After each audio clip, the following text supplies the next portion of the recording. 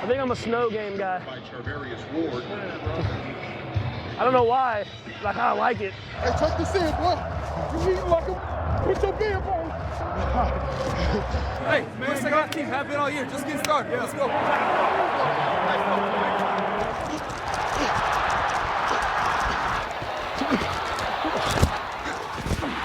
Did I look like Lamar? Hey, With that juke? That's as close as I can get right there.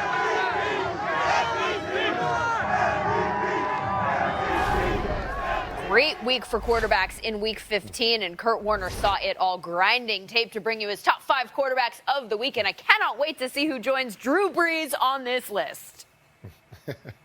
Well, you said it, Linz, a great week of quarterback play, and as we're getting close to the end of the season, you expect the best quarterbacks in the league to show up big. It's exactly what happened this week. So let's get right into it. Number 5, one of those guys vying for an MVP, and that's Russell Wilson. He continues to fight that battle with Lamar Jackson, I believe, but you see there are only 6 incompletions, almost 300 yards, 2 touchdowns as he went on the road again and won another tight football game, which he's done numerous times this year, just playing great football. Number 4 was the guy we heard a little bit of sound from right there, the guy that loves snow games. He thinks he's a snow guy. Well, it sure looked like he was a snow guy. I mean, he just went out and tore it up like he was playing on a Sunday afternoon, and it was beautiful outside. I mean, 27 completions, 340 yards, 2 touchdowns, and just some big special throws in the weather is what separated him. Love that he's getting back into form, looks healthy again as they're getting ready to go into the playoffs. He gets the number 4 spot. Number 3 is a guy maybe people didn't expect, but really is having a solid year if you take away the interceptions, 30 touchdowns on the year, and back-to-back 450-yard performances, 4 more touchdowns, even with the hand injury. Jameis Winston has put some really, really good stuff on tape, making play after play after play. Going to be interesting to see what happens down in Tampa, but finds himself at number 3 on the list. Number 2 is that other MVP candidate we were talking about. And last Thursday, when he had another efficient performance with 5 touchdowns and 85-plus yards rushing, I thought, okay, he's going to get the number 1 spot again. But that performance with the 5 touchdowns was only good enough for number 2 because of the guy that you mentioned, Lindsay, and the guy that played on Monday night and broke all kinds of records, broke the all-time touchdown record with 540. And you see it right there, 29 for 30. Are you kidding me? 29 for 30, never been done in the history of the game before. Set the record for completion percentage in a single game, which is only fitting for the guy that owns the all-time record for completion percentage in the history of our game, Drew Brees. But he was phenomenal at a big time, in a big-time moment.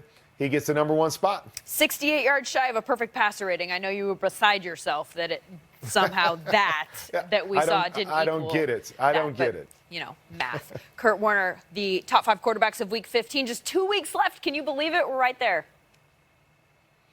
Oh, I can't believe it, but I'm so excited, and we talked about it earlier. So many games with so much meaning these last 2 weeks. I can't wait.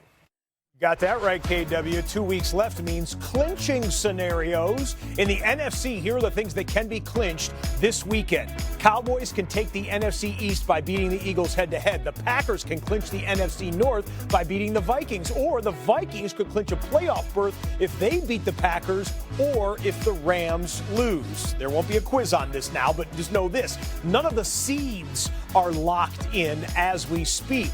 Speaking of which, the fellas are back to plant the seed in the NFC. So how is this thing going to play out, Willie? We got the NFC Playoff Picture right here. Now, this is Willie's heart. I got it right here. This is Willie's heart. Obviously, you was smart because the Packers had 3, so that's your heart. So we throwing that up out of here. I got to go with the football Come knowledge. on now, Willie. And it starts with number 6 with the Minnesota Vikings. Vikings at 6. I'm putting them at number 6, and I'm going to move up because that's really quick. They're going to be in it.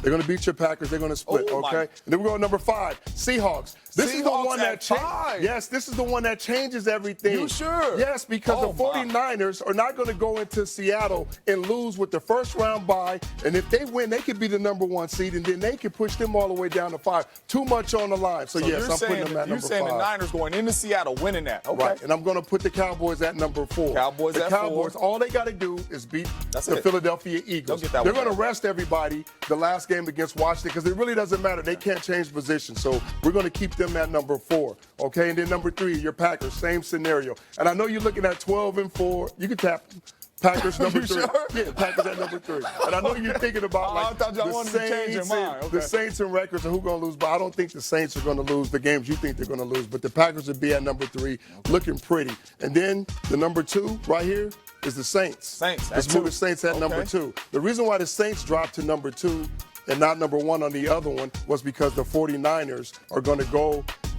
to Seattle and win. It's really that Week 17 game with the 49ers and the Seahawks that changes everything, that flips everything. And it's so hard because I know Russell plays so well in big games that's tough. at home. But this is how it's going to end up, Jay. Obviously, I don't agree because somebody's at 3, but I put the Patriots at 3, so I know what you're trying to get at, Willie.